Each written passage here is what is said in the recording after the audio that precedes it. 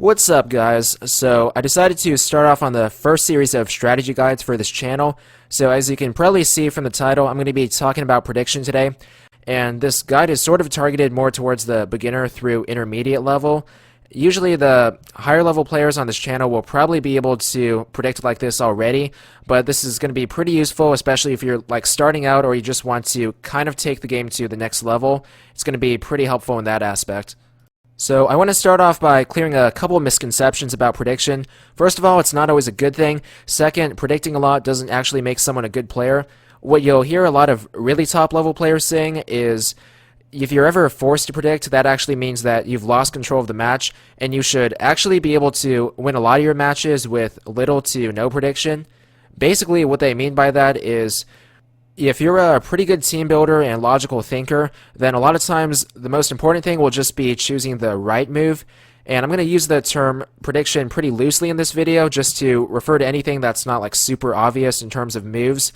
But I guess the best way to sum this up is always be looking for the move that has the highest payoff with the lowest risk. And a lot of times, if you think things through pretty well, that's actually going to turn out to be something that's a really safe move, but it has a pretty good potential payoff. So just to get my point across, I've actually collected a couple of Pokemon Online logs and put them into a battle animator, courtesy of Asoft. So I'm just going to be using those to help illustrate my examples and pretty much help to get my point across if I can. Okay, so this is going to be a pretty good example to use. Just going to slow down this log kind of, so should be able to give me time to speak.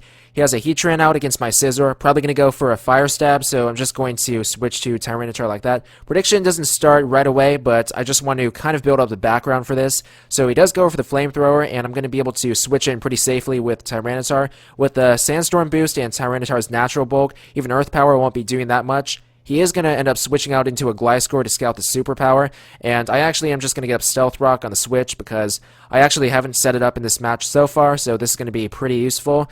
And prediction phase is going to start right about now. Going to go into Rotom Wash on his Gliscor while he goes for the Earthquake trying to hit Tyranitar. He actually does have a Ferrothorn on this team, so that's kind of what I'm going to be predicting to come in.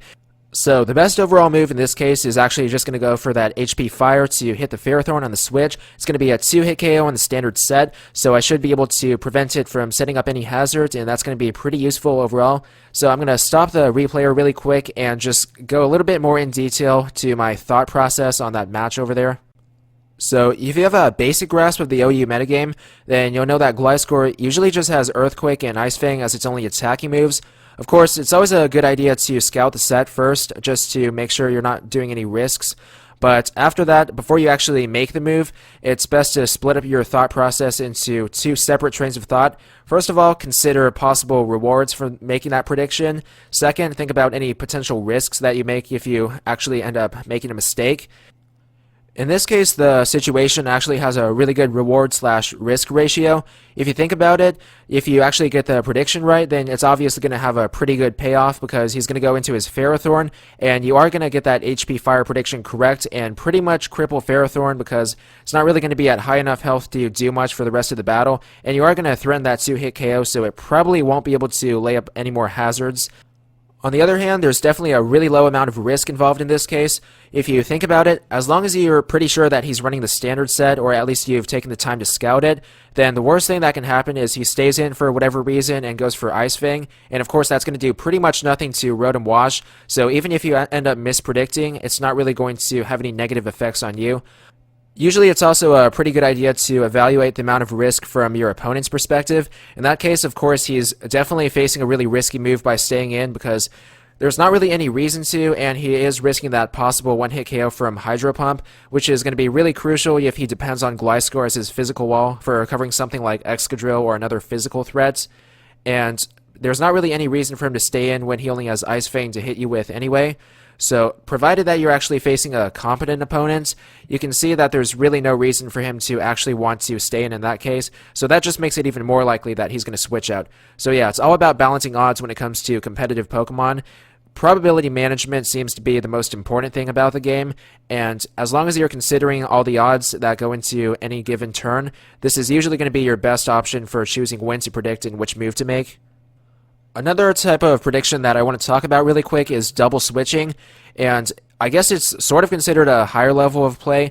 Not really that it's too hard to pull off, but I guess it's sort of more underrated because it's not really as obvious as far as when you should double switch or not.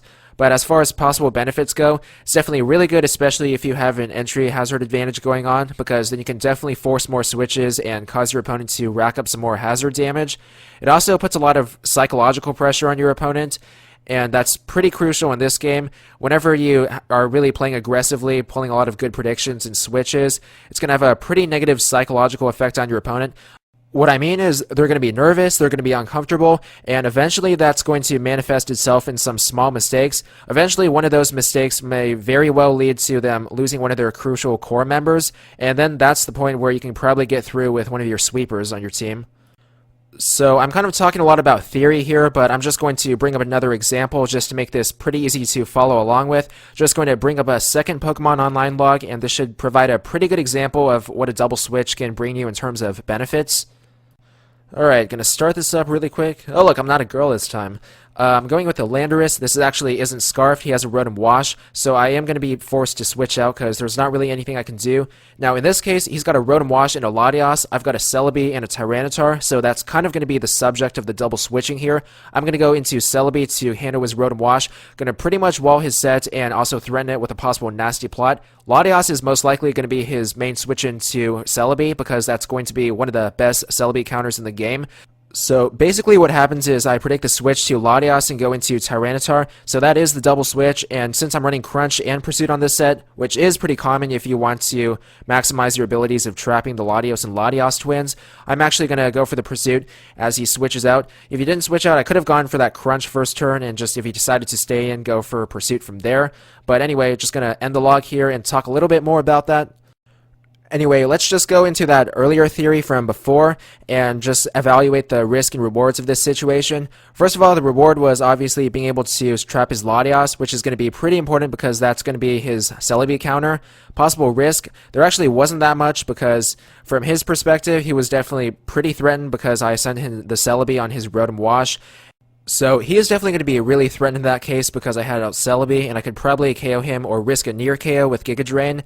And he's definitely going to be likely to switch out, which is why I don't really have anything to fear by going to Tyranitar. The Latios switch-in is definitely going to be pretty likely because of how well it deals with Celebi. Really, the only thing I have to fear from that switch is if he decided to stay in with his Rotom and go for a Hydro Pump. And of course, that's extremely unlikely because I had out Celebi that turn, so probably not going to happen. So yeah, definitely a pretty good risk and reward situation as well. And as far as what I said earlier about eliminating opposing core members for teammates to sweep, you can see that getting rid of Latios with Tyranitar in that case really helps out Celebi, because most teams only carry one or maybe two counters to pretty big threats like that. So with Latios most likely being his best Celebi counter, he may not actually have any really good switch-ins to Celebi after that. So as long as you play the game right from that point on, you are probably looking at a late-game Celebi sweep if you just don't take too many risks.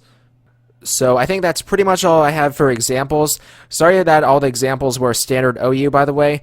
I know that not everyone likes it, especially if you're transitioning over from watching ProjectMoshPit a lot, but you have to keep in mind that it is the most competitively relevant tier, and most people will know it best just because of how popular it is. But really, a lot of the general strategies I talked about are pretty universally applicable. Like, for example, I like UU best, but I think about these sort of things all the time, even when I'm playing UU and other tiers as well. So it's just kind of a matter of your mindset, really, not the tier itself necessarily.